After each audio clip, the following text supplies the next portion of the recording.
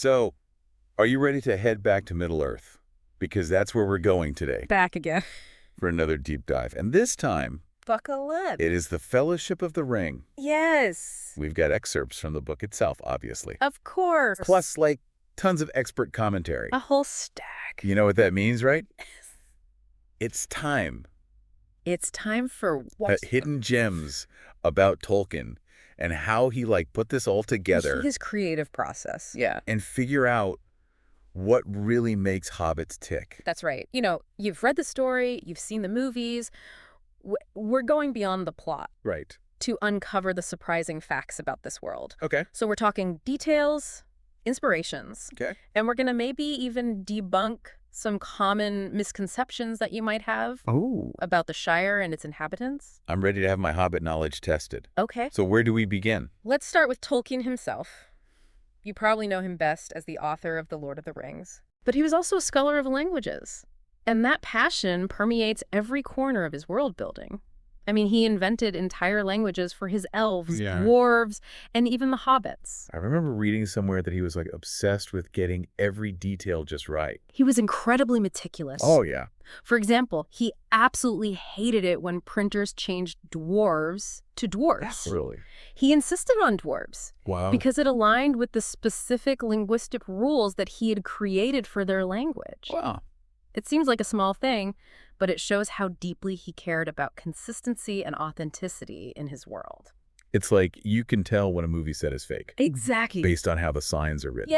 Yeah, absolutely. Those inconsistencies just break the illusion. Yeah, it takes you right out of it. Right. And for Tolkien, those details weren't just about creating a believable backdrop. His invented languages influenced the very cultures and personalities of his characters. So, for instance, the Elvish language, Quenya, with its lyrical sounds, reflects their connection to nature and beauty. It's a fascinating example of how language can shape an entire world. It makes you appreciate the depth of his creation even more. Yeah. It wasn't just writing a story. He was crafting a whole universe. He was. With its own history and internal logic. A whole mythology. Yeah. And that attention to detail is key to why The Lord of the Rings continues to resonate with readers. Right. Decades later. Yeah. We get drawn into this world because it feels real. It feels lived in. It feels complete. It's not just a backdrop for adventure. It's a place you can almost imagine yourself visiting. Okay, so we've got meticulous world building. Yes. With invented languages that influence entire cultures. Yes. What else is there to uncover about Tolkien's creative process? Well, let's address a common misconception about the book. Okay. You might have heard that The Lord of the Rings is an allegory for World War II. Oh, yeah. I've heard that. I've definitely heard that before. Yeah. But something about that always felt a little off to me. Tolkien himself pushed back against that interpretation. He insisted that the story is not allegorical, but was deeply rooted in themes and ideas that predate the war. In fact, the chapter, The Shadow of the Past, which introduces the ring, was written long before the war even began. So if it's not about World War II, where did he draw his inspiration from? He was heavily influenced by mythology, ancient languages like Old English and Finnish, and his own personal experiences, particularly his time serving in World War I. Oh, wow. However, instead of directly mirroring events, Okay. he tapped into universal themes of good versus evil, the corrupting nature of power, and the importance of courage and hope. Themes that resonate with readers across generations. Exactly. Yeah, it makes more sense. Yeah. That's why it feels so timeless and continues to captivate audiences today. By focusing on these universal themes, Tolkien created a story that transcends specific historical context and speaks to the human condition itself. That's amazing how these seemingly simple stories can hold so much depth and meaning. Right. Speaking of simple stories, let's move on to the Shire. Okay. Tolkien's descriptions of hobbit life are just so charming and full of detail. Yes. It's like you can practically smell the pipeweed. Yes. And taste the freshly baked bread. Absolutely. He paints such a vivid picture of their love of food, their elaborate family names, and their social customs. Like Bilbo's 11st birthday party. Exactly. It's not just a gathering. It's a cultural event with specific traditions, songs, and even fireworks. Yeah, and most hobbits didn't even understand where the fireworks came from. Right. They didn't even know. That detail always cracked me up. It's a fantastic detail that highlights their somewhat insular worldview. Right. Hobbits are content with their simple lives and rarely venture beyond the borders of the Shire. Hmm. However, beneath that seeming simplicity Ooh. lies a hidden depth and complexity that emerges when they're forced to confront challenges. I'm sensing a theme here. First, we have Tolkien's meticulous world building, Yeah. then his exploration of universal themes, Mm-hmm. and now these seemingly simple hobbits who are more than meets the eye. It's Yeah. like everything in this story has hidden layers, It does. just waiting to be uncovered. You're picking up on something important there. Yeah. And that idea of hidden depths is key to understanding not only the hobbits, but also the journey of the ring itself. Okay, I'm intrigued. Tell me more about this journey of the ring. Yeah. Where do we even begin? Well, it all starts with Gollum, Okay. a creature corrupted by the ring's power for centuries. Right. His loss of the ring to Bilbo Baggins is a pivotal moment that sets the entire story in motion. It's amazing how such a seemingly insignificant event, Right. like a hobbit finding a ring in a cave, can have such profound consequences. It's like a tiny pebble causing a landslide. It is. And it's important to note that Bilbo finding the ring wasn't some grand destiny or prophecy. Really? It was pure chance. A Ah. stroke of luck that has huge consequences for the fate of Middle-earth. It makes you think about all the seemingly random events in our own lives. It does. What if that chance encounter or unexpected turn of events actually set in motion something far greater than we could ever imagine? It's a fascinating thought, isn't it? Perhaps we're all part of a much larger story than we realize, and even the smallest actions can have ripple effects that extend far beyond our immediate understanding. Okay, mind blown. So we've got this incredibly powerful ring that's been lost and found, setting off a chain of events that will determine the fate of Middle-earth. Right. And it ends up with Bilbo Baggins. But what about the hobbits themselves? Aren't they just simple home-loving creatures? That's where things get interesting. The idea of hobbits as merely simple, home-loving creatures is a bit of a misconception. Oh, I knew it. There's more to them than meets the eye, isn't there? While they certainly enjoy their comforts and rarely seek adventure, both Bilbo and Frodo demonstrate a love for exploration that goes beyond the Shire's borders. Remember Bilbo's journey with the dwarves? He wasn't exactly a reluctant participant. In fact, he even had a knack for getting himself into trouble. Yeah, and Frodo often wandered beyond the Shire's borders, especially at night. Right. It's like there's a spark of wanderlust hidden beneath their love of home and routine. Exactly. And let's not forget Samwise Gamgee. Right. His unwavering loyalty and courage, even in the face of extreme danger, shatter the stereotype of the simple hobbit. Sam is the epitome of hobbit resilience. Yes, he is. He might complain about the lack of potatoes, but he never gives up, Never. even when facing down giant spiders and treacherous mountains. Their strength isn't about physical prowess or magical abilities. It's about their inner fortitude, their ability to endure hardship and remain steadfast in the face of overwhelming odds. Think of it this way. A seemingly gentle stream can carve its way through solid rock, given enough time. I love that analogy. Yeah. It perfectly captures that hidden strength within hobbits. It's like they're unassuming heroes hiding in plain sight. And that makes their journey all the more compelling. They're not powerful wizards or mighty warriors. They're ordinary folks who find themselves thrust into extraordinary circumstances. And now the fate of Middle-earth rests on their furry little shoulders. No pressure, right? No pressure at all. Sure. So ready to follow the Fellowship as they embark on their epic journey? Let's do it. I Yeah. can't wait to see what hidden depths we uncover along the way. Me too. So their journey, it takes them through some incredibly symbolic locations. Okay. Places that aren't just about geography, but about the challenges and transformations the Fellowship undergoes. Okay, so we're not just talking about like pretty scenery here. No. These locations actually like have a deeper meaning. Exactly. Take Bree, for example. Okay. It's this little village on the edge of the Shire, Right. representing that last bit of familiarity Right. before the Fellowship plunges into the truly wild and dangerous parts of Middle-earth. I see what you mean. It's like leaving your comfort zone Yes. and stepping into the unknown. But it's not all sunshine and rainbows once they leave Bree, right? Mhm. There are some pretty terrifying things lurking out there. You're thinking about the Black Riders, Yes. those relentless, shadowy figures hunting Frodo and the Ring. Right. They always seem to be one step behind. They do. It's like no matter how far or fast the Fellowship travels, those Black Riders are always lurking in the shadows, ready to pounce. Their persistence really drives home the idea that evil never rests and that the quest to destroy the Ring won't be easy.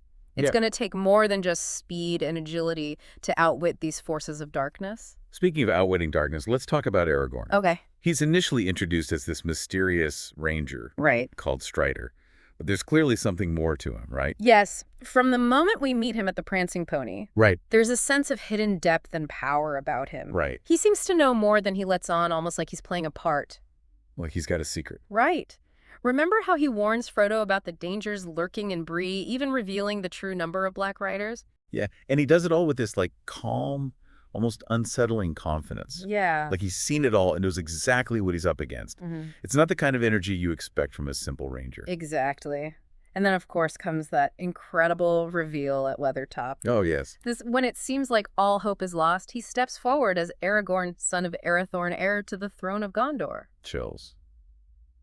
That scene always gets me, Yeah. especially when he recites those ancient verses. Yeah. All that is gold does not glitter. Not all those who wander are lost. It's like a promise of hope amidst all the darkness. It's more than just a cool reveal. It's a pivotal moment in the story.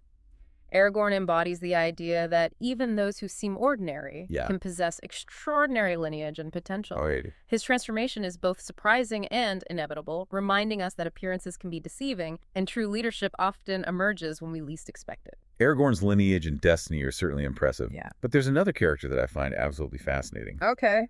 Tom Bombadil. Tom Bombadil. He's like this whimsical force of nature Yeah. who seems completely unaffected by the ring's power. Yeah. How does he fit into this world of epic battles and ancient prophecies? Tom Bombadil is one of the most enigmatic characters in Tolkien's world. Yeah. He's like a living embodiment of the ancient forests and rivers full of joy and song, seemingly untouched by the darkness that threatens Middle-earth. His home is like stepping into a fairy tale. Yes. It's a place of warmth and laughter, a stark contrast to the growing shadows that surround the Fellowship. Yeah. I especially love his songs. Remember Old Man Willow? Yeah. It's so whimsical and enchanting, Right. capturing the spirit of the old forest. Yes. And his wife Goldberry Right. is equally captivating. Yeah. She's like a personification of the river itself, embodying the beauty and power of nature. I've always wondered, what's Tom's purpose in this story? Yeah. He doesn't seem directly involved in the fight against Sauron, Right. but his presence is undeniable. Yeah. What do you make of him? It's a question that has puzzled Tolkien scholars for decades. Some see him as a representation of the natural world, a reminder that there are forces beyond the reach of even the ring's corrupting influence. Others view him as a symbol of pure joy and innocence, a reminder that even in the darkest of times, there are still pockets of light and beauty. Maybe it's not about finding a definitive answer, but about appreciating the mystery that Tom represents. Right. He adds a layer of complexity and wonder to the story, reminding us that there are forces at work in the world that we may never fully understand. Exactly. He's a reminder that even in a world of epic battles and ancient prophecies, there's still room for the unexpected, the whimsical and the unexplainable. Well, after the lightheartedness of Tom Bombadil, the Fellowship faces a much darker challenge. Oh, yeah. The Mines of Moria. Just the name sends shivers down my spine. Yeah. Why did they even go that way? Seems incredibly dangerous. It was a risky decision, driven partly by necessity and partly by Gandalf's hope to uncover more about the dwarves' history and the fate of Balin, who attempted to reclaim Moria years earlier. But instead of finding answers, they encounter even more danger. I remember that chilling scene when they discover Balin's tomb. You could practically feel the weight of their loss and the lingering presence of evil in those echoing halls. It's a powerful scene that sets the stage for the terrifying events to come. The discovery of Balin's tomb foreshadows the dangers lurking within Moria and highlights the enduring power of evil.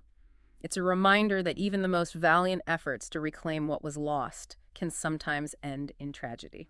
And then, of course, there's the Balrog talk about a nightmare made flesh. That scene where it emerges from the depths, all fire and shadow is burned into my memory. It's like a primal force of destruction unleashed. Gandalf's confrontation with the Balrog on the Bridge of Khazad-dûm is one of the most iconic moments in the entire story. It's not just a battle between good and evil, it's a clash of titans, a struggle between two ancient elemental forces. And Gandalf shouts, "You shall not pass." I get chills every time. At 3 times. You can feel the weight of his defiance. Yeah. The sheer force of his will standing against this embodiment of destruction. It's a powerful moment of sacrifice and heroism, but also of profound loss. Gandalf's fall into the abyss is a devastating blow to the Fellowship, leaving them to face their destiny without their wise and powerful leader. It's heartbreaking, but it also marks a turning point in the story. From this point forward, the Fellowship is truly on their own, forced to rely on their own strength and courage to complete their mission. Where do they go from there? After such darkness, I can only imagine they need a bit of respite. After the harrowing experience in Moria, the Fellowship finds solace in the beauty of Lothlorien, the realm of the elves. Lothlorien, it's like stepping into another world. It's described as this place of ethereal beauty, ancient trees bathed in golden light and the air filled with the sound of elvish song. What a contrast to the darkness of Moria. Lothlorien represents a haven of peace and tranquility, a place where the Fellowship can heal and regroup. Right. It's also a place of wisdom and ancient knowledge. The elves of Lothlorien are incredibly wise and graceful, almost otherworldly, especially their leader, Lady Galadriel. She seems to possess a deep understanding of the ring and its power. She's an almost mythical figure, and her encounter with Frodo is one of the most pivotal moments in the story. She offers him guidance and tests his resolve, revealing the true nature of the ring and the immense burden he carries. And let's not forget the gifts she gives to the Fellowship. The cloaks of Lorien provide camouflage and protection, while the Lemba's bread sustains them on their journey. Yes. But it's Galadriel's mirror that truly fascinates me. The mirror. It allows Frodo to glimpse into the past, present, and potential future. What do you make of the visions he sees? The mirror shows Frodo the true nature of the ring, the vast forces at play in Middle-earth, and the potential consequences of his choices. It's a reminder that the fate of the world hangs in the balance, and that even the smallest decisions can have far-reaching consequences. It's a lot to take in for a hobbit who just wanted to enjoy a peaceful life in the Shire. It is. But even more remarkable is Galadriel's own test. Right. She resists the temptation of the ring, choosing to diminish and pass into the west rather than succumb to its allure. Her choice highlights the immense power of the ring and the constant struggle against its corrupting influence. Even someone as wise and powerful as Galadriel must actively resist its allure. Her decision to step back from power is a testament to her wisdom and selflessness. It's a poignant moment that underscores the sacrifices required to fight against darkness. But as beautiful and peaceful as Lothlorien is, the Fellowship can't stay there forever. They have a mission to fulfill, and the fate of Middle-earth hangs in the balance. Lothlorien serves as a point of decision for the Fellowship. They must choose their path knowing that the fate of Middle-earth rests on their shoulders. And those choices are about to become a lot more difficult. We've seen glimpses of tension within the Fellowship, especially regarding the ring's power and how to use it. I have a feeling things are about to get even more complicated. You're right. As the Fellowship travels down the River Anduin, the weight of their mission and the constant presence of the ring starts to take a toll. We see this most clearly in Boromir's struggle. Boromir. He's always struck me as someone who wants to do what's right, but also someone who carries the burden of protecting his people. Exactly. And that burden leads him to believe that the ring could be used as a weapon against Sauron, Right. a tool for victory.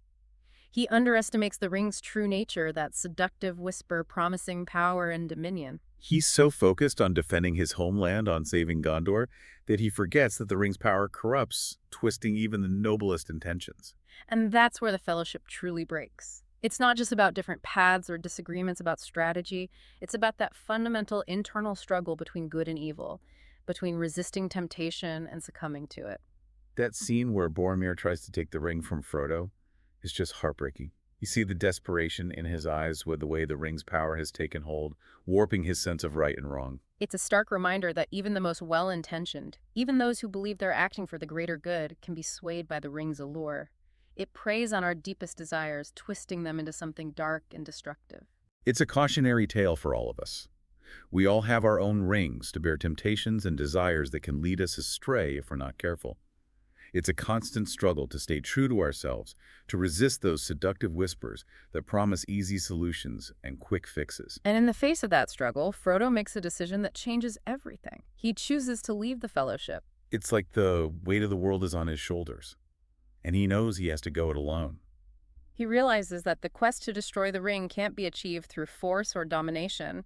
It requires something far more profound: sacrifice and selflessness. And of course, Samwise Gamgee, ever the faithful companion, refuses to let Frodo go alone. He follows him into the unknown, even when everyone else turns back. Sam's unwavering loyalty is one of the most powerful forces in the entire story. It speaks to the enduring power of friendship, the kind of bond that transcends fear and hardship. It's a beautiful reminder that even in the darkest of times, even when all hope seems lost, love and loyalty can endure. Their friendship is like a beacon, a tiny flame flickering against the overwhelming darkness. So, as we reach the end of this deep dive, Yeah. let's take a moment to reflect. Okay. We've journeyed through Tolkien's meticulous world building, explored the Ring's journey, and witnessed the Fellowship's trials and triumphs. We've seen how seemingly insignificant events can have profound consequences, how ordinary individuals can rise to meet extraordinary challenges, and how even in the face of overwhelming darkness, there's always a glimmer of hope. We've also been reminded that true strength doesn't always come from power or might, but from unexpected sources, a hobbit's unwavering loyalty, a gardener's simple devotion to his friend, a scholar's meticulous attention to detail. Tolkien's world is full of these hidden depths, these subtle reminders that the world is far more complex and wondrous than we often realize. But here's a thought. We've seen how Bilbo's seemingly insignificant decision to take the ring set in motion this epic chain of events. What seemingly small decisions have you made in your life that might have a greater impact than you realize? It's a question worth pondering. What choices have we made? What paths have we taken that have shaped our lives and the lives of those around us? And as we continue our own journeys, may we remember the lessons we've learned from the Fellowship of the Ring. To be brave in the face of adversity, to cherish our friendships, and to never underestimate the power of even the smallest act of courage or kindness. Beautifully said.